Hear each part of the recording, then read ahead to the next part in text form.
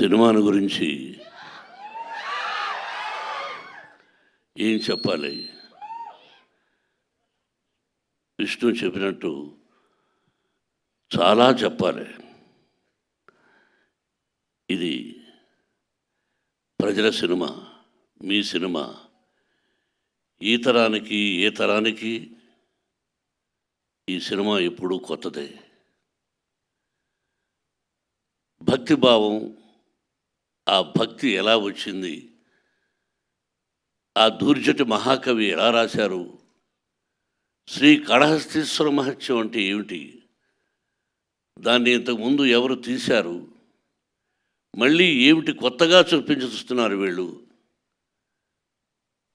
అనేది ఈ సినిమాలో ఎంతో వ్యయ ప్రయాసలకు కష్టం. అంటే ఎంతైనా ఏదైనా ఏ సినిమా అయినా ఒకటి కష్టం. ఈ సినిమాలో అతిరథ మహారథులు పేరు పేరున కేరళ నుంచి, ఆంధ్ర నుంచి, మద్రాసు నుంచి, నార్త్ ఇండియా నుంచి, మన భారతదేశంలో 4 మూలన ఉన్నటువంటి మహానటులందరినీ తీసుకువచ్చి ఈ సినిమాలో నటింపజేశాం. వాళ్ళు ఏం చేశారు, ఎలా చేశారు అని చెబితే ఏదో డబ్బా కొట్టుకున్నట్టు అవుతుంది. ఎన్ని రోజులు ఇక్కడే ఉన్నాడు శరత్. అతని గురించి అతనిదే నాటామని. నేను పెదరాయుడు యాక్ట్ చేసిన సినిమా అయిందే.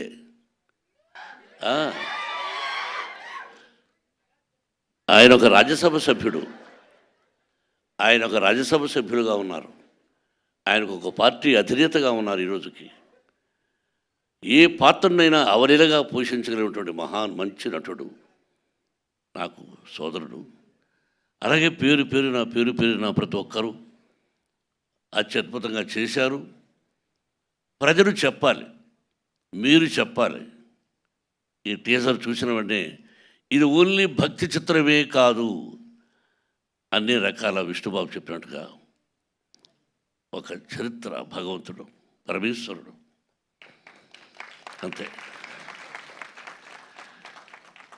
ఒక పద్యం ఉంది, ఎవ్వని చేజనించు జగమెవ్వని లోపల నుండు లీనమై, ఎవ్వని ఎందుడెందు పరమేశ్వరుడెవ్వడు, మూల కారణం వెవ్వడు, అనాది మధ్యలయుడెవ్వడు, సర్వము తానే అయిన వాడెవ్వడు, అట్టి వారిని ఈశ్వరుని శరణము వీడదన్.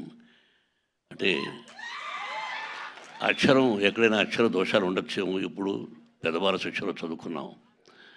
మనందరికీ పరమేశ్వరుడే, బ్రహ్మ విష్ణు మహేశ్వరులు ఎలాగో పరమేశ్వరుడే అంతా. ఆయన ఆజ్ఞ ప్రకారమే మనం అంటుంటాం ఇళ్లలో, శివుడి ఆజ్ఞ లేనిది సీమైనా కుట్టదని.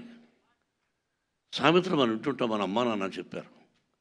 అంతే, ఆయన పర్మిషన్ లేనిదే ఈ సినిమా తీసుంటాం. ఆ భగవంతుని ఆశీస్సులతో సినిమా తీసాం. మీరు ఇంకా ఎన్నో ఫంక్షన్స్ చూడాల్సి వస్తుంది కన్నప్ప ద్వారా. ఇంకెంతకంటే ఎక్కువ నేను మాట్లాడదలుచుకోలేదు. మీ అందరి ఆశీస్సులు నిర్మాతగా నాకని కాకుండా ముఖ్యంగా నా బిడ్డకు విష్ణుకి, విష్ణు టీంకి మీ అందరి ఆశీస్సులు కావాలని కోరుకుంటున్నాను. Thank you very much.